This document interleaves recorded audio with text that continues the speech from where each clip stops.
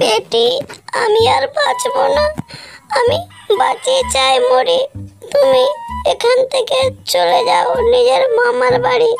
ওই জঙ্গল পাড়ে তোমার মামার বাড়ি আছে, ওখানেই চলে যাও। মা, তুমি অমন করে কথা বলছো কেন? রানু তার মায়ের গলা ধরে কাঁদতে লাগলো। মাম্মা, মাম্মা, আমায় কি কালু মামা রাখবে? হ্যাঁ রানু বেটা, তোমায় রাখবে। কালু আমার ভাই হলো। মা, আমি তো মামার বাড়ি দেখিনি। ওই সুন্দরবন নদীর ধারে আমার ভাইয়ের বাড়ি আছে। তুমি ওখানে কাউকে দেখতে পেলে জিজ্ঞেস করে নিবে।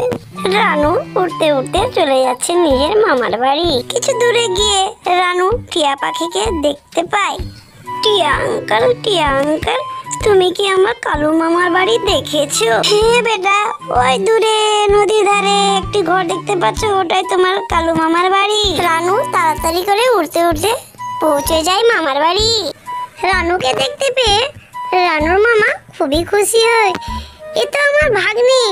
জড়িয়ে ধরে বলে, মা রানু, তুমি কেন এসছো একা একা? মামা, আমার মায়ের শরীর খুব খারাপ, তাই মা বলল কালু মামার বাড়ি চলে যা, তাই আমি তোমার কাছে এলাম। তুমি এসেছো তো ভালোই হয়েছে রানু। রানুর মামি রানুকে দেখে হিংসুটির মতো করতে লাগলো।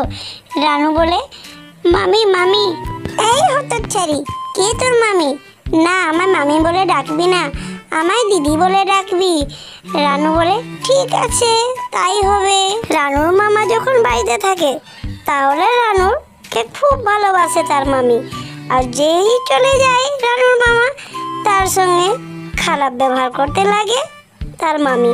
ঘরের সব কাজ করায় রানুকে দিয়ে তার মামি। এই হতচ্ছাড়ি, এখানে বসে আছিস, রান্না কি করবে? তাড়াতাড়ি করে রান্না কর। রানু রান্নাঘরে গিয়ে তাড়াতাড়ি করে রান্না করতে লাগলো। সব রান্না রানু করলো, কিন্তু তাকে তার মামি খেতে দিল না।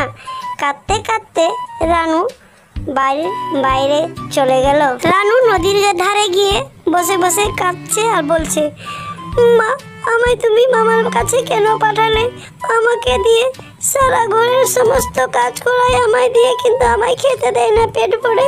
রানুর কান্নার আওয়াজ পেয়ে জল থেকে জলপরি উঠে এসে রানুকে বলে, মা, তোমার কি হয়েছে? আমায় সব খুলে বলো।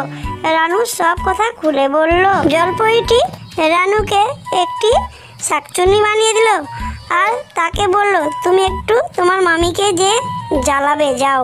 তাহলে বন্ধুরা, স্বার্থ ছাড়া কেউ কাউকে ভালোবাসে না, স্বার্থ ছাড়া শুধু ভালোবাসে নিজের মা। আজকের গল্পটি এখানে শেষ। গল্পটি যদি ভালো লাগে কমেন্টে জানাবেন। গল্পটি যদি ভালো লাগে লাইক করবেন, শেয়ার করবেন আর সাবস্ক্রাইব করবেন। দেখা হচ্ছে আরেকটি নতুন গল্পের সাথে।